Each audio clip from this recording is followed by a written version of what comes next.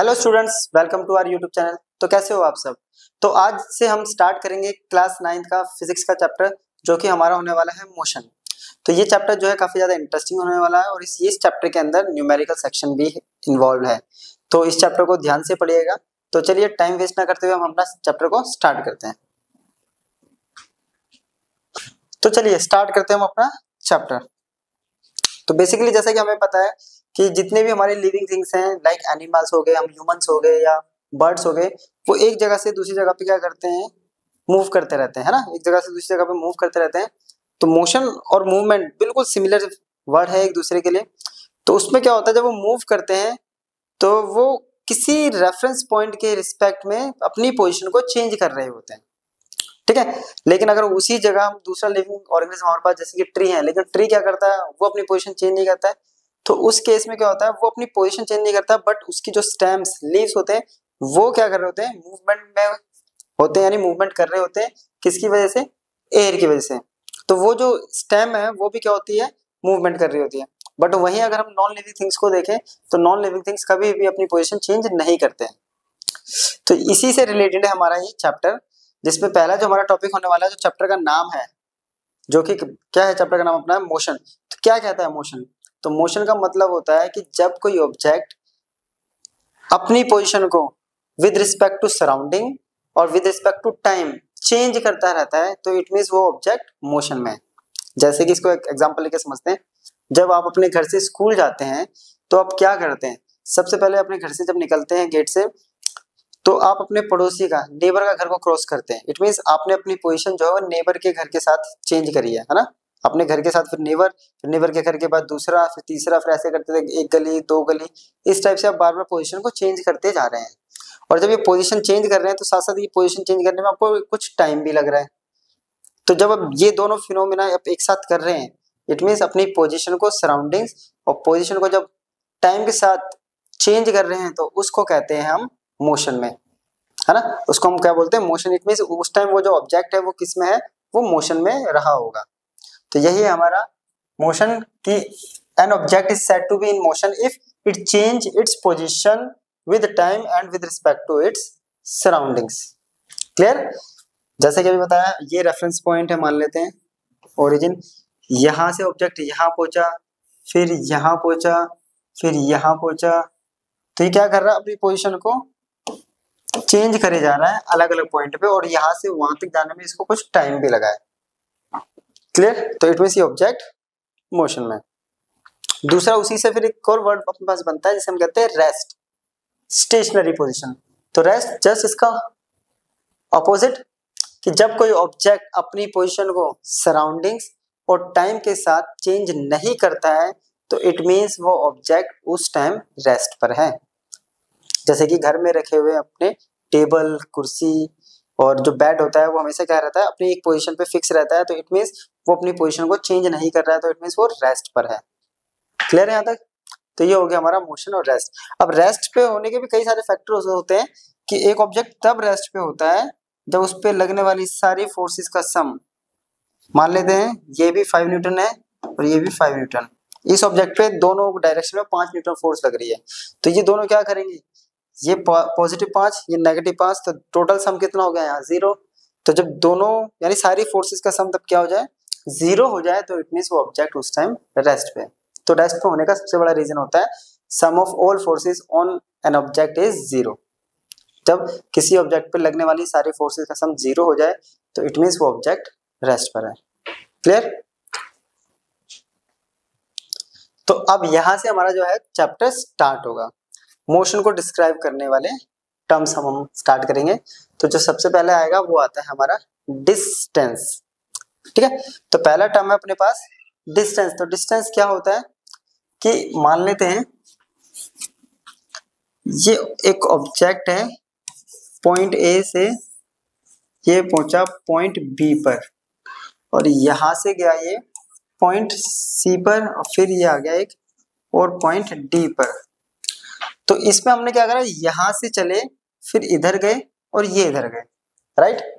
A to B, B to C और C to D.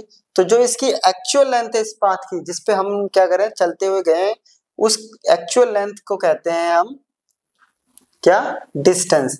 तो total length of actual path travelled by the body between initial and final position. तो initial और final position के बीच में जो actually हम path चलकर गए हैं उसके टोटल लेंथ को हम कहेंगे डिस्टेंस। तो इसके डिस्टेंस का सिंबल होता है एस। यहां से अगर डिस्टेंस कैलकुलेट करें तो क्या होगा, हम पहले गए हैं ए बी, फिर ए बी से गए हैं बी सी, फिर बी सी से गए हैं सी डी, राइट। तो ये हो गया हमारा डिस्टेंस। या फिर हम ऐसे भी कंसीडर कर सकते हैं कि ये एक ऑब्जेक्ट है, यहां से चलना स्टार्ट हुआ और ये यहाँ कहीं पहुंच गया, राइट। तो ये एक्स पॉइंट से चला और ये वाई पे पहुंच गया। तो ये जो लेंथ है जिसके थ्रू ये चल रहा है या जिसके ऊपर ये चलता हुआ गया है, ये जो लेंथ है इसको जब मेजर करेंगे ये लेंथ कहलाएगी हमारी डिस्टेंस। यहाँ तक क्लियर है? चलिए अब बात करें इसकी एसआई यूनिट की। तो इसकी एसआई यूनिट होती है तो मीटर। डिस्टेंस को मेजर करते हैं हम मीटर में। क्लियर? इसको मेजर करने वाले इंस्ट्रूमेंट का नाम होता है, जो आपने छोटी क्लासेस में पढ़ा होगा, odometer is used to measure distance. जो जनरली बाइक्स में, कार में, स्कूटी में लगा होता है, जो हमें बताता रहता है कि हमारी जो व्हीकल है अब तक इतना डिस्टेंस ट्रेवल कर चुकी है, राइट। तो ओडोमीटर से इसको नापा जाता है। अब ये जो है ये स्केलर क्वांटिटी होती है। अब बात आता है कि स्केलर क्वांटिटी क्या है, तो बताते हैं। तो पहले मैं यहाँ पे एक्सप्लेन कर देते हैं स्केलर को, राइट।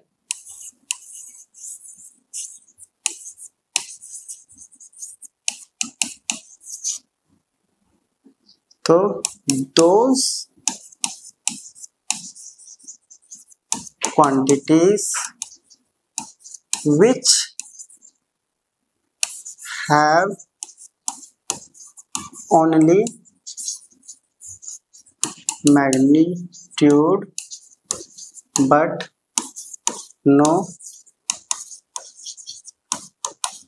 directions। तो ये वो क्वांटिटीज होती है जिनके पास सिर्फ और सिर्फ क्या होता है, मैग्नीट्यूड होता है, डायरेक्शन नहीं होती। यानी जिन क्वांटिटीज के लिए हम डायरेक्शन का यूज नहीं करते उसे कहते हैं हम डिस्टेंस। जैसे कि अगर मुझे किसी को बताना है या किसी से, जैसे हम जनरली रास्ता पूछते हैं कि हमें इस साइड जाना है, कोई पर्टिकुलर लोकेशन बोल देते हैं हम, राइट। जैसे हमने बोल दिया हमें रजौरी जाना है, तो कोई कहेगा कि रजौरी यहाँ से 5 किलोमीटर दूर है या 10 किलोमीटर दूर है। तो 10 किलोमीटर उसने सिर्फ एक हमें क्या बताया है, एक मैग्नीट्यूड, एक वैल्यू बोल दी कि हमें 10 किलोमीटर जाना है। तो 10 किलोमीटर कहाँ से जाऊंगा, इस सेंटर पे खड़े हैं हम पॉइंट में, 10 किलोमीटर इधर जाना है, इधर जाना है, इधर, इधर, इधर, कहाँ, ये तो इनफाइनाइट डायरेक्शन हो गई हमारे पास इस पॉइंट से। तो जब बिना डायरेक्शन के हमने क्या बताया, सिर्फ और सिर्फ एक वैल्यू बोल दी, 10 किलोमीटर, एक मैग्नीट्यूड बोल दिया, तो ऐसी क्वांटिटीज को कहते हैं हम स्केलर क्वांटिटी। इट मींस कि जब भी डिस्टेंस की बात होगी तो वहां डायरेक्शन की बात नहीं करेंगे। क्लियर यहां तक? चलिए अब स्केलर क्वांटिटी है ये, तो ये कैसे रहेगी, इट इज ऑलवेज, तो हमेशा पॉजिटिव रहेगी, ठीक है। तो ये हमेशा पॉजिटिव रहेगा डिस्टेंस। अब आता है कि क्या डिस्टेंस जीरो हो सकता है, नेगेटिव तो होगा नहीं क्योंकि डायरेक्शन है ही नहीं। तो डिस्टेंस जीरो हो सकता है, मोशन में होगा तो डिस्टेंस कभी जीरो नहीं होगा, बट एट रेस्ट, रेस्ट पे क्या होगा, डिस्टेंस जीरो होगा, क्योंकि रेस्ट का मतलब उसने अपनी पोजीशन चेंज नहीं करी है। बट अगर मोशन में है ऑब्जेक्ट तो डिस्टेंस कभी भी जीरो नहीं होगा। तो ये था अपना डिस्टेंस का थोड़ा सा इंट्रो, इसको एक बार नोट कर लीजिए। क्लियर? अब नेक्स्ट जो है वो है अपने पास डिस्प्लेसमेंट। अब डिस्प्लेसमेंट को पहले उसी एग्जांपल से समझाते हैं जो डिस्टेंस के लिए लिया था हमने दो एग्जांपल लिए थे। एक लिया था ये, ठीक है, और दूसरा लिया था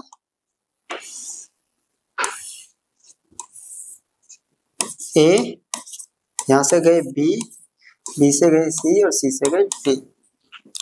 तो डिस्टेंस तो हो गया ये एक्चुअली जो हम इस पे मूव करके गए हैं, इस पे मूव करके गए इस एक्स और वाई पे, है ना, ये 2 पॉइंट है एक्स और वाई, ये तो हो गया डिस्टेंस। अब डिस्प्लेसमेंट होगा कि इस इन पोजीशंस पे, यानी इनिशियल पोजीशन जो हमारा ये इनिशियल बोले तो starting point, final means and point, जो है इस स्टार्टिंग और एंड पॉइंट पे जाने का जो शॉर्टकट रास्ता है, ये जो शॉर्टकट रास्ता है ये कहलाता है डिस्प्लेसमेंट। तो डिस्प्लेसमेंट का मतलब हो गया इनिशियल और फाइनल पोजीशन के बीच का शॉर्टेस्ट पाथ, जो छोटा रास्ता होगा उसे हम बोलेंगे डिस्प्लेसमेंट। जो जनरली हम पार्क में यूज करते हैं जब हम खेलने जाते हैं, जब भी हम खेलने जाते हैं तो अपनी जो पिच होती है क्रिकेट की, हम क्या करते हैं उसकी फुटपाथ पे ना चल के क्या करते हैं शॉर्टकट अपनी पिच की तरफ जाते हैं, राइट। तो उसे हम कहते हैं displacement, that shortest distance between the initial and final position of an object. Clear. अब इसकी एसआई यूनिट की बात करें या इसका अगर पाथ देखें, इस केस में देखते हैं तो इसका सिंबल होगा एस के ऊपर एरो।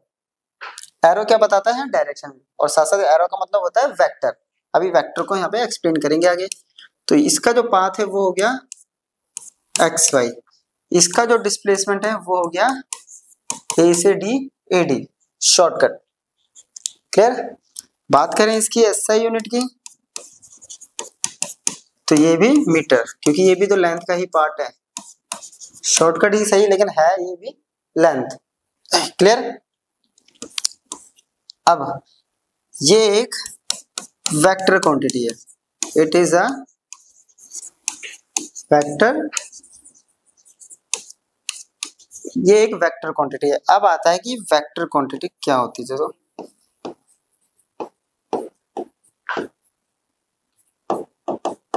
वेक्टर क्वांटिटी, तो दोज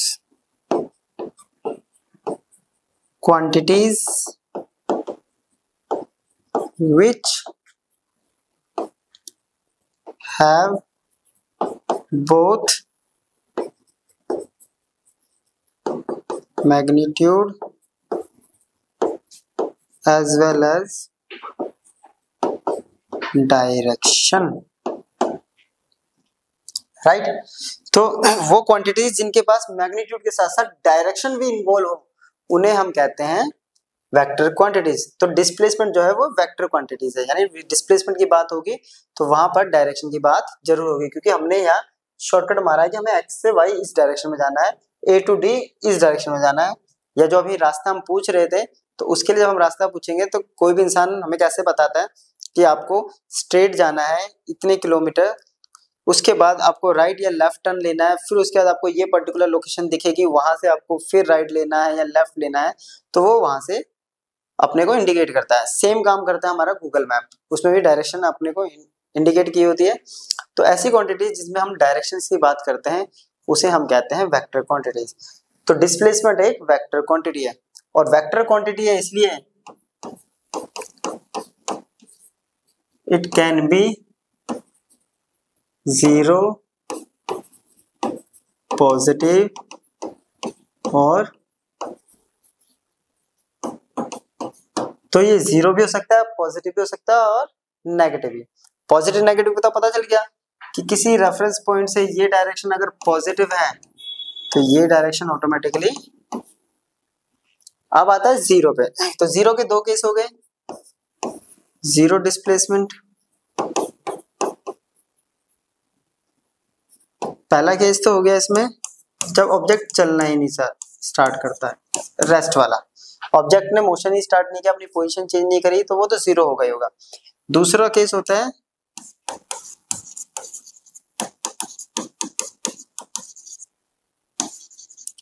एंड फाइनल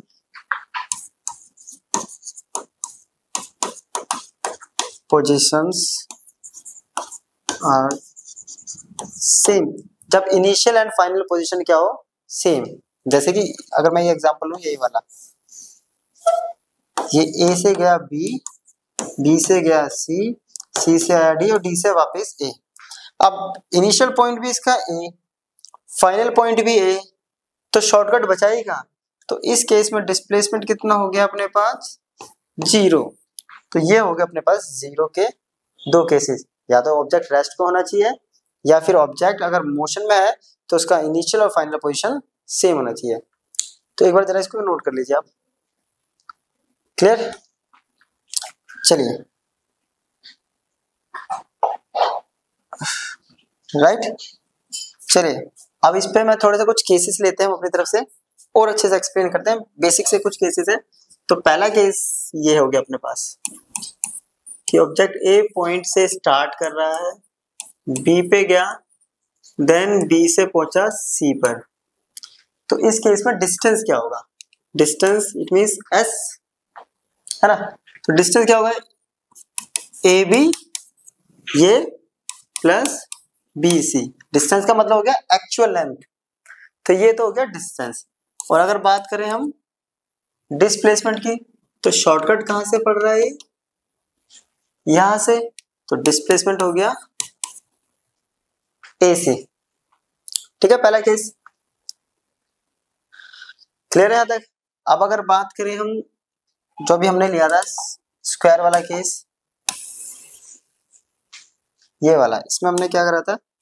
ए से ऑब्जेक्ट गया बी, बी से गया सी, सी से आया डी और डी से।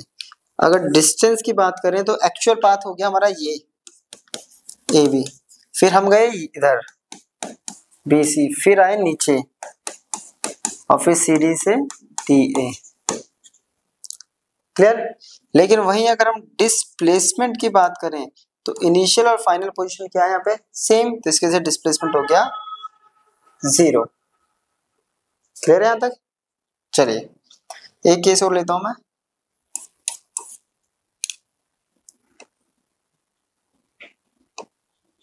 तो ये ए पॉइंट है और ये बी पॉइंट है और इसका रेडियस है कोई आर, और ऑब्जेक्ट ए टू बी गया है along the circle.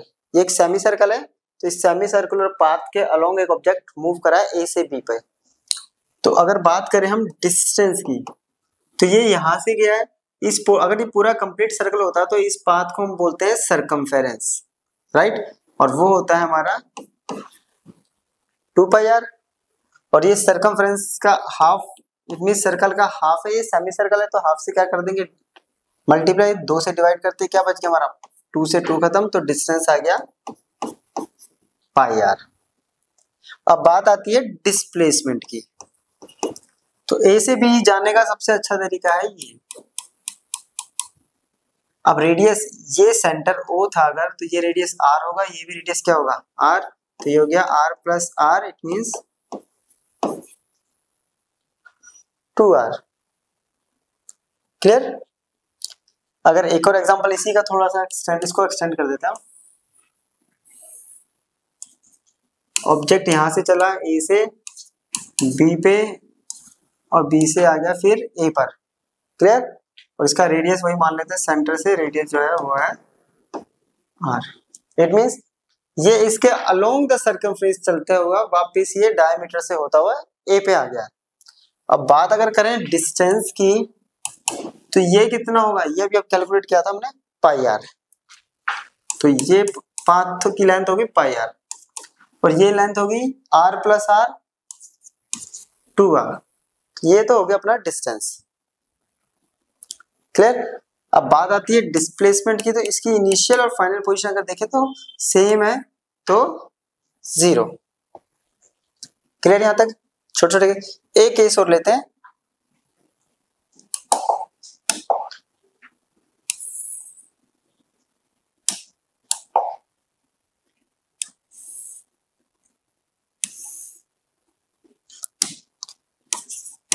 A B C D, ये सेंटर और रेडियस हो गया इसका आर।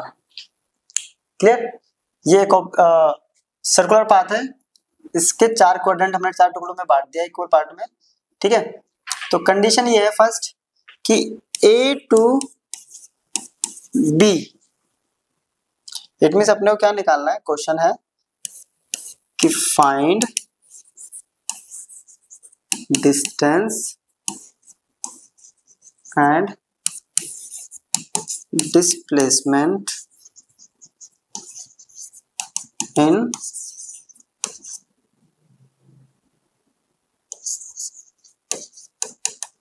Following cases. तो अपने पास केस क्या है? केस 1 है ए टू बी, 2 है ए टू सी, 3 है ए टू डी और 4 है ए टू ए। तो इन 4 केसेस में हमें डिस्टेंस और डिस्प्लेसमेंट दोनों कैलकुलेट करना है। इट मींस जब ऑब्जेक्ट ए से बी पे गया, ए से सी पे गया, ए से फिर डी पे आया और ए से घूम के ए पे आया, तो हमें इन चारों केसेस में डिस्टेंस भी निकालना है और डिस्प्लेसमेंट भी निकालना है। क्लियर? तो अगर हम बात करें, सबसे पहले यहाँ से स्टार्ट करते हैं, राइट। अगर हम बात करें ए टू बी, ठीक है, ये चल रहा है अलोंग द सर्कमफेरेंस। तो डिस्टेंस की बात करें तो कितना होता है circumference? 2 pi r. A to B उसका कौन सा पार्ट है? अगर देखा जाए तो ये इसका 1/4 पार्ट है, राइट। 1/4, 2/4, 3/4, 4/4 ऐसे होता है ना। तो इसको इससे काटेंगे तो क्या आ गया? 2। तो डिस्टेंस इस केसेस में कितना आ गया? पाई आर बाय। अब बारी आती है डिस्प्लेसमेंट की। क्लियर? अब ए से बी अगर ऑब्जेक्ट जाना चाहता तो उसको शॉर्टकट पड़ेगा ये, यानी ए बी। अगर इस केस में डिस्प्लेसमेंट की बात करें तो वो हो गया ए बी, और ए बी अगर निकालना है तो हमें पाइथागोरस का यूज करना पड़ेगा। इट मींस ये हाइपोटेन्यूज हो गया, ये बेस हो गया, ये परपेंडिकुलर हो गया। तो ए बी इक्वल टू क्या होगा? Under root r square plus r square. तो ये हो गया अंडर रूट 2r स्क्वायर, जो कि हो गया r रूट 2। आर स्क्वायर से बाहर आ गया रूट से, राइट। तो ये हो गया पहला केस खत्म। सेकंड केस है अपने पास A to C. It means particle यहां से चला ऑब्जेक्ट और यहां पहुंचा है। ए टू सी पे डिस्टेंस की बात करें, टोटल लेंथ है 2 पाई आर और ए टू सी है उसका हाफ, राइट। ये इससे कट गया तो डिस्टेंस आ गया पाई आर, और यहाँ डिस्टेंस आया था पाई आर बाय 2। अब बात आती है डिस्प्लेसमेंट की। ए से सी पे जाने का डिस्प्लेसमेंट शॉर्टकट रास्ता हो जाएगा ए सी। डायरेक्ट नहीं चले जाएंगे हम, ऐसे ऐसे घूमेंगे थोड़ी। शॉर्टकट तो ये है ए सी, और ए सी कितना होगा? R plus r. ये आर तो आ गया अपने पास 2r। क्लियर है तक? चलिए अब बात करते हैं third point, A to D. A D to पे distance, total circumference 2 pi r. ये इसका कौन सा पार्ट है? 1/4, 2/4, 3/4। ये इससे कट गया तो आंसर आ गया 3 पाई आर बाय 2। तो ये आ गया अपने पास डिस्टेंस। क्लियर यहाँ तक? अब बात करते हैं डिस्प्लेसमेंट की। अगेन अगर देखें ए से हमें डी पे जाना है तो शॉर्टकट तो ये पड़ेगा, और ये वही लेंथ होगी जो इसकी लेंथ थी। तो यहाँ पे आ गया ए डी, और ए डी वही होगा जो हमारे पास ए बी था, that is r root 2। Fourth part हो गया ए टू ए, सबसे इजी वाला। ए टू में अगर डिस्टेंस की बात करें, ऑब्जेक्ट यहां से चल के वापिस आया है, तो ये होता है हमारा सर्कमफेरेंस, जो कि है 2 पाई आर। क्लियर? और बात करें ए से ए पे डिस्प्लेसमेंट की,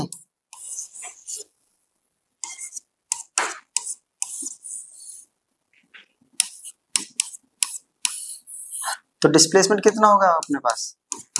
0, क्योंकि इनिशियल और फाइनल पोजीशन क्या हो गई है? सेम।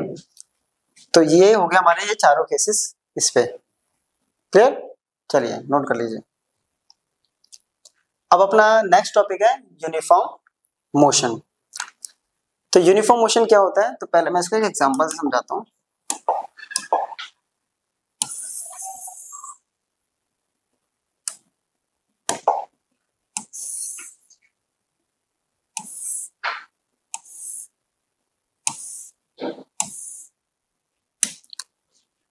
ये हमने ले लिया डिस्टेंस किलोमीटर में, और ये ले लिया हमने टाइम मान लेते हैं मिनट में।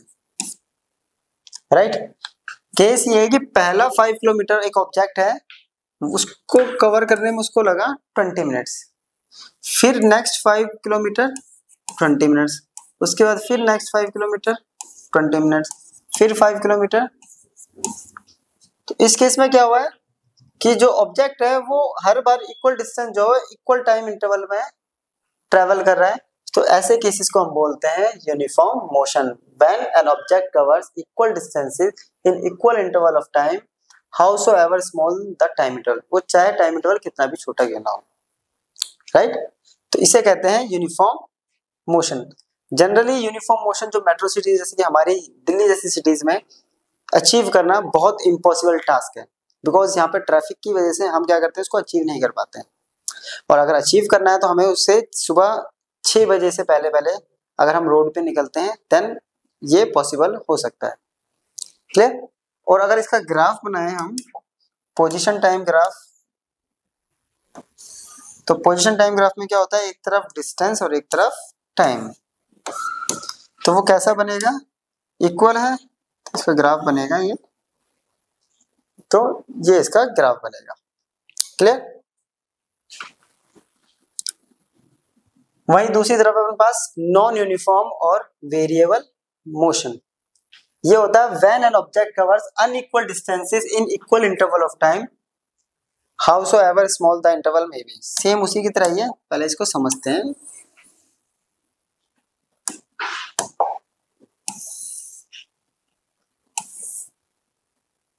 फिर से हमने ले लिया डिस्टेंस किलोमीटर, टाइम मिनट में। मानते फर्स्ट 5 किलोमीटर जो है उसको 20 मिनट लगे, उसके बाद सिचुएशन ऐसी आई कि 2 किलोमीटर में भी हमें आधा घंटा लग गया 30 मिनट्स, और फिर 10 किलोमीटर में हमने 30 मिनट लगाया, राइट। और फिर एक सिचुएशन आई कि 5 किलोमीटर में हमें लग गए 40 मिनट, और यहाँ 4 किलोमीटर हमने कर दिया 5 मिनट में मान लेते हैं। तो ये सिचुएशन जो है ये होती है नॉन इक्वल। इसमें टाइम भी इक्वल हो सकता है, टाइम अनइक्वल भी हो सकता है ना। मैंने अपने जो स्टेटमेंट लिखी उसमें लिखा है unequal distance in equal interval of time, या तो डिस्टेंस अनइक्वल कर दो टाइम इक्वल कर दो, हो सकता है, राइट। तो उसका एक केस ये हो सकता है, ये ले सकते हैं हम।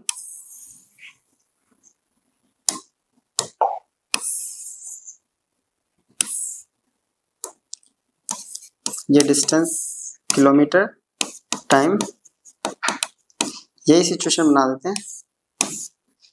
5 2 10 5, टाइम ले लिया हमने 20 20 20 20, राइट। तो ये वाली सिचुएशन जो है वो जनरली मेट्रो सिटीज में होती है। उसमें क्या होता है कि ड्यू टू ट्रैफिक इतना रहता है कि हर बार हम व्हीकल को सेम रेट से मूव नहीं करा पाते हैं, जिसकी वजह से वो same distance same time interval में ट्रेवल नहीं कर पाता है। तो इसकी वजह से हमारा जो सिचुएशन जो आती है, जो मोशन का जो टाइप होता है वो होता है हमारा नॉन यूनिफॉर्म या वेरिएबल मोशन। तो इसका जो ग्राफ होगा वो पोजीशन टाइम ग्राफ जो होगा, इसको 2 सिचुएशन में समझाता हूँ आपको। तो इसका कोई फिक्स ग्राफ नहीं होता, वैसे तो जनरली हम बनाते हैं तो इसको ये है, राइट। और ये ऐसे भी हो सकता है, डिपेंड करता है हमारे पास वो डेटा कैसा है, ठीक है। तो ये हो गया नॉन यूनिफॉर्म का पोजीशन टाइम ग्राफ और नॉन यूनिफॉर्म मोशन। तो यहाँ अपना डिस्टेंस और डिस्प्लेसमेंट जो होता है बेसिकली वो हमारा खत्म हो गया। यहाँ तक अभी अगर आपको क्लियर है तो इसको और क्लियर करते हैं थोड़ा सा हम कुछ क्वेश्चंस की हेल्प से, थोड़ा और क्लियर होगा। अभी जो हम कर रहे थे सारी हमने वेरिएबल क्वांटिटीज ली थी, अब हम लेंगे यहाँ पे न्यूमेरिकल वैल्यूज के साथ, ठीक है। तो पहला क्वेश्चन कह रहा है a particle moves 3 metre north then 4 metre east and finally 6 metre south, calculate distance travelled and the displacement. तो इसके लिए पहले हम क्या करते हैं, डायरेक्शन को यहाँ बनाते हैं। क्या कह रहा है कि एक ऑब्जेक्ट है वो 3 मीटर जा रहा है नॉर्थ की तरफ, तो ये नॉर्थ होता है, ये साउथ, ये ईस्ट और ये वेस्ट। क्लियर। 3 मीटर मान लेते हैं, यहां तक आ गया 3 मीटर नॉर्थ, उसके बाद जा रहा है 4 मीटर ईस्ट की तरफ, 4 मीटर ईस्ट, और देन फाइनली 6 मीटर साउथ की तरफ। ये हो गया 6 मीटर साउथ की तरफ। तो यहां तक पहुंचने में डिस्टेंस कितना होगा? अगर ये O है, ये A हो गया, ये B हो गया, ये C, राइट। अब डिस्टेंस बात कर रहे हैं हम। डिस्टेंस क्या होता है? Actual length of path.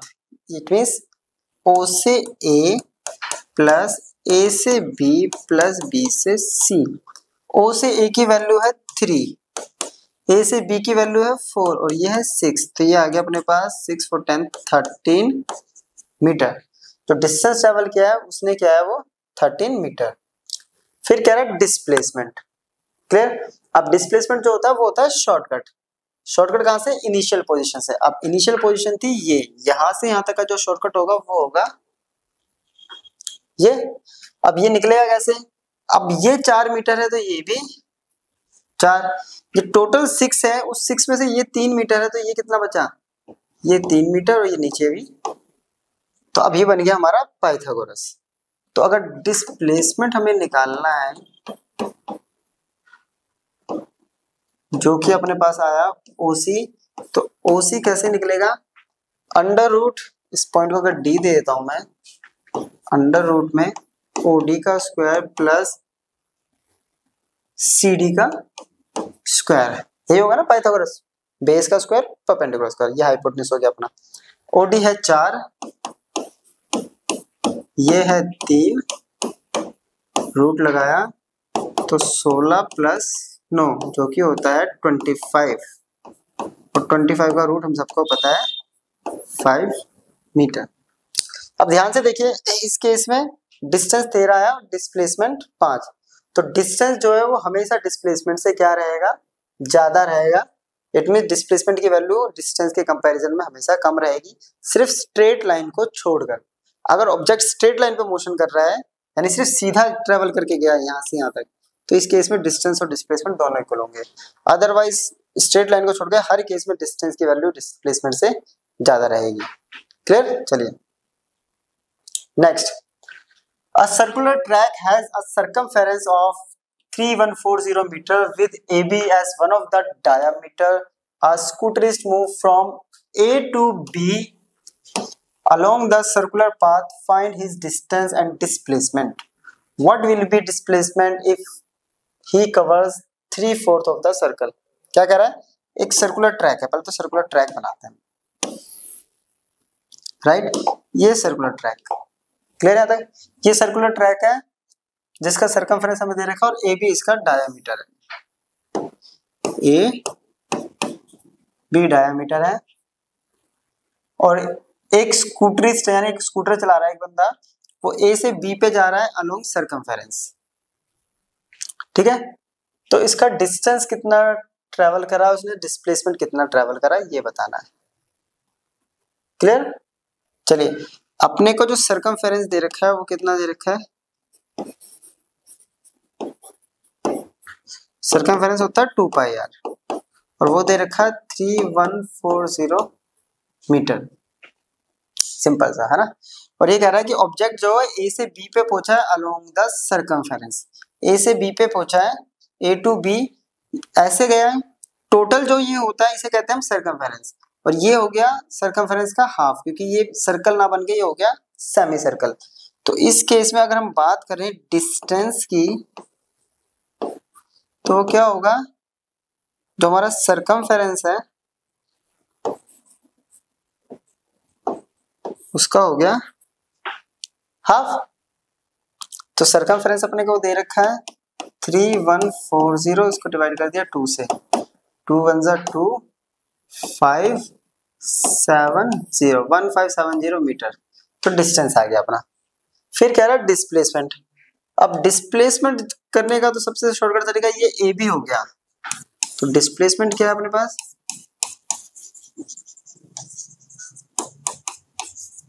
A B. अब ए बी की वैल्यू हमें दे नहीं रखी क्योंकि डाया गिवन है नहीं। अब रेडियस भी गिवन नहीं है, तो पहले हम इसकी हेल्प से रेडियस निकालेंगे।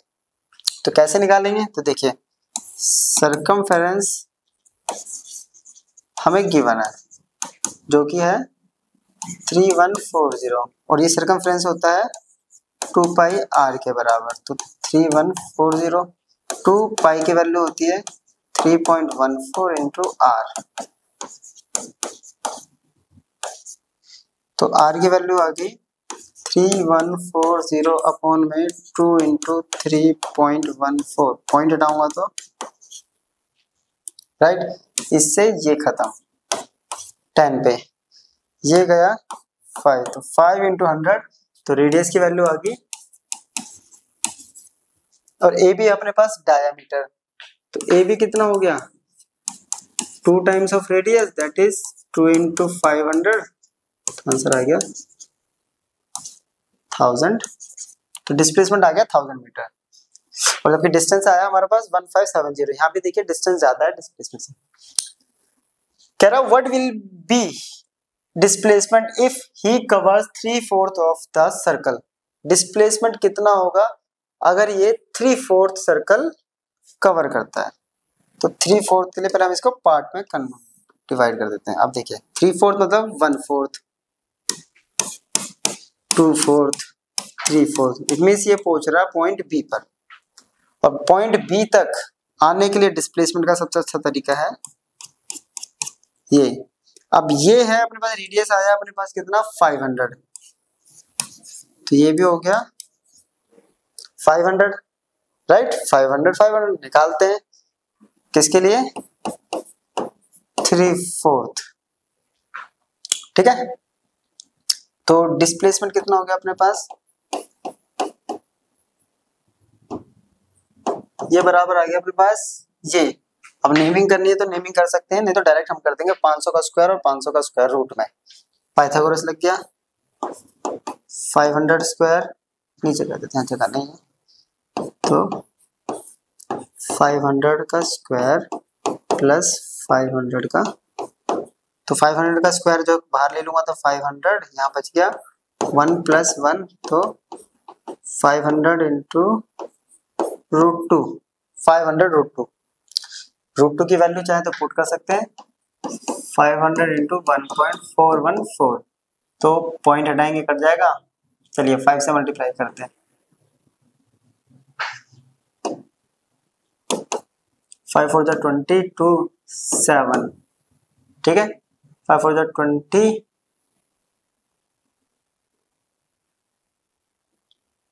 2 5 5 7, 5 4 जा 20, 2 7, राइट।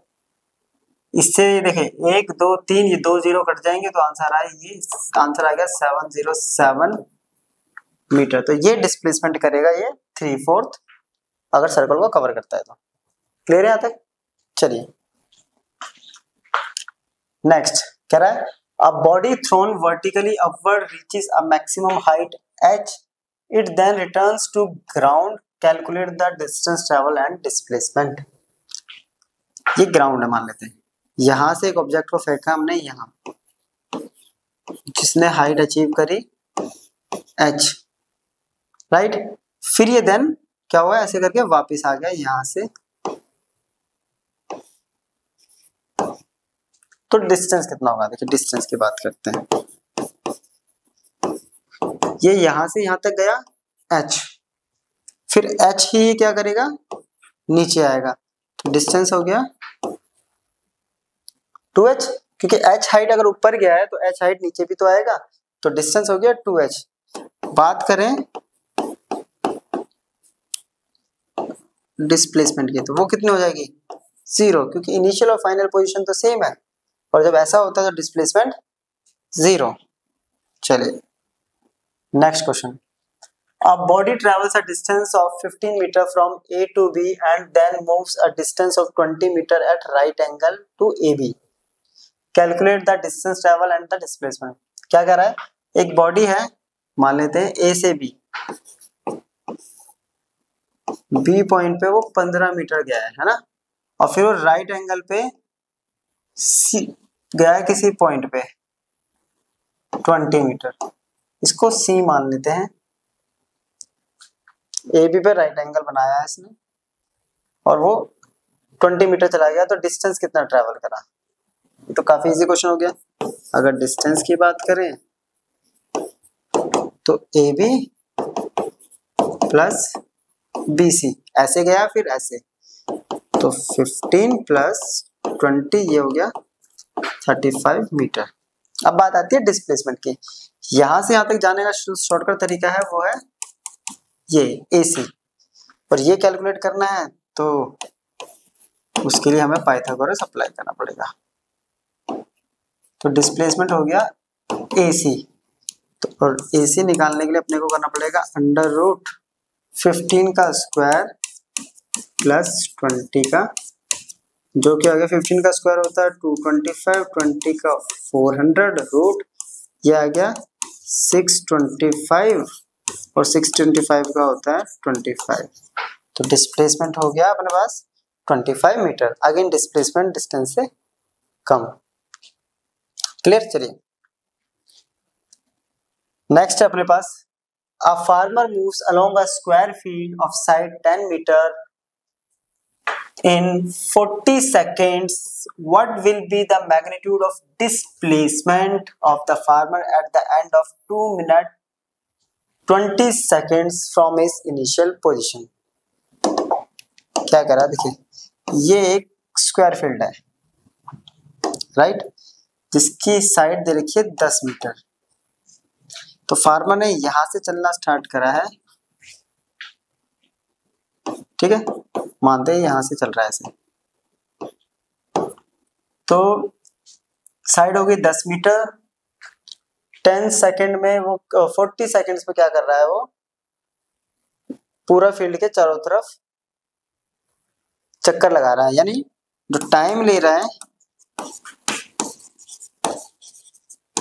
टू कंप्लीट 1 राउंड, उसने लिए 40 सेकंड ले रहा है वो एक राउंड कंप्लीट करने में। फिर वो कह रहा है कि 2 मिनट 40 सेकंड में कितने राउंड कंप्लीट करेगा। तो टोटल टाइम कितना है अपने पास, तो 2 मिनट 20 सेकंड, 2 मिनट बोले तो 2 इंटू 60 प्लस 120 प्लस ये हो गया 140 सेकेंड्स राइट, 140 सेकंड्स। अब ध्यान से अगर देखा जाए 40 में एक चक्कर लग रहा है, 40 एक राउंड, 40 80 2 राउंड, 40 120 3 राउंड, अब रह गया कितना 20, यानी आधा राउंड, 3.5 चक्कर लग रहे हैं। ये तो हो गया, हम अगर जनरली देखें तो 3.5 यानी 3.5 राउंड्स लगा रहा है। तो नंबर ऑफ राउंड्स निकालेंगे कैसे हम, नंबर ऑफ, तो कुछ नहीं करना, जो टोटल टाइम है उसको एक राउंड के टाइम से डिवाइड कर देते हैं। तो ये आ गया 4 3 12, ठीक है 0.5, तो 3.5 राउंड्स, जैसे कि हमने अभी कैलकुलेट। तो कितने राउंड्स लगा रहा है वो, 3.5 राउंड्स। तो 3.5 राउंड में कितना डिस्प्लेसमेंट हो रहा है, निकल जाएगा right. What will the magnitude of displacement of the farmer eight the end of 2 minute. तो 3.5 राउंड में डिस्प्लेसमेंट कितना करेगा ये, अब समझिए 3 चक्कर में तो पूरा पूरा डिस्प्लेसमेंट 0 है, क्योंकि कंप्लीट चक्कर में तो वापिस आ रहा है। फिर आधा चक्कर कहां तक लगाएगा ये, कहीं से भी स्टार्ट करता है किसी पोजीशन, तो आधा चक्कर कहां से हो रहा है, ये यहां तक, तो यहां तक का डिस्प्लेसमेंट कितना होगा ये है ना। तो 3 कंप्लीट चक्कर में तो 0 हो जा रहा है, और फिर आधा चक्कर ये लगेगा, तो डिस्प्लेसमेंट कितना हो गया अपने पास,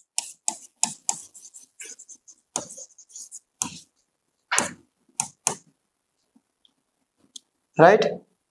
AC का मतलब हो गया अपने पास under root 10 square plus 10 square, तो ये आ गया 10 रूट 1 प्लस 1, जो कि बन गया 10 रूट 2, और ये होता है 10 इंटू 1.414, तो ये हो गया 14.14, तो ये हो जाएगा हमारे पास डिस्प्लेसमेंट। क्लियर। और अगर डिस्टेंस बोल देता, अगर इस क्वेश्चन में बोलता कि डिस्टेंस भी निकाल, तो डिस्टेंस कैसे निकालते हम, तो सिंपल हम 3.5 से मल्टीप्लाई कर देते हैं इसका पेरीमीटर, ये तो वो हो जाता है अपने पास 3.5 इंटू 4 इंटू 10, सिंपल सा क्वेश्चन है, 10 से 10 खत्म, 4 5 जा 20, 12 13 14 140 मीटर हो जाता है वो अगर डिस्टेंस निकालने को बोलते तो। क्लियर? चलिए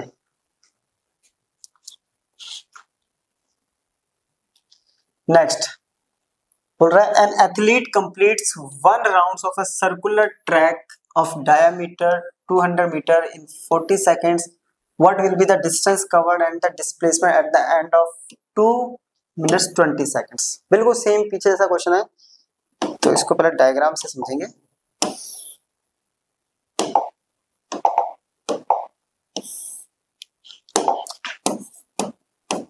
ये है बोल रहा है कि एक एथलीट जो है वो एक राउंड जो है सर्कुलर ट्रैक का कंप्लीट करने में टाइम ले रहा है 40 सेकंड, जबकि उसका डाया है 200 मीटर।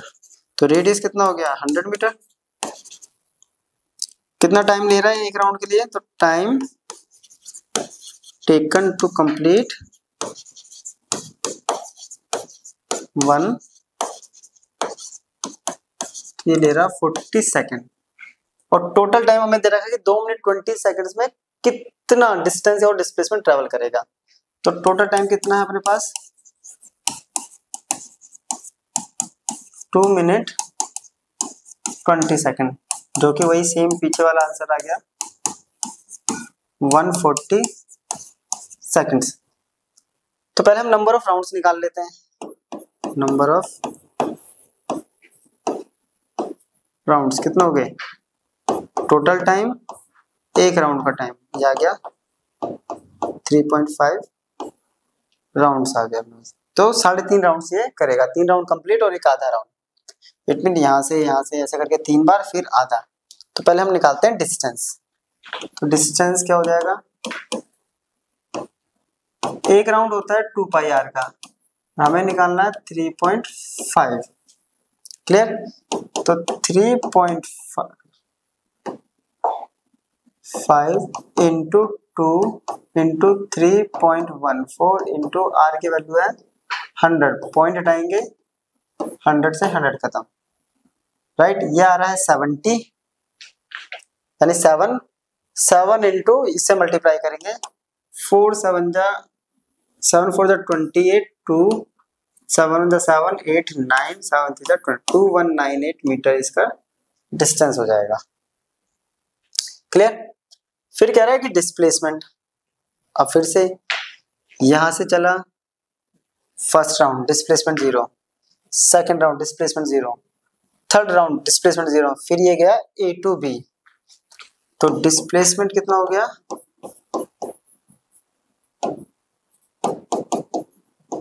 ए बी, और ए बी कितना होगा जितना डायमीटर है 200 मीटर। क्लियर? तो ये था हमारा आज का लेक्चर, जो कि टोटली बेस्ड था डिस्टेंस और डिस्प्लेसमेंट में। तो यहाँ हमारा डिस्टेंस और डिस्प्लेसमेंट कंप्लीट हो गया है। अब नेक्स्ट लेक्चर में इससे आगे के टॉपिक्स को कवर करेंगे, तो तब तक एक बार इसको रिवाइज कर लिएगा। मिलते हैं नेक्स्ट लेक्चर में। Good bye.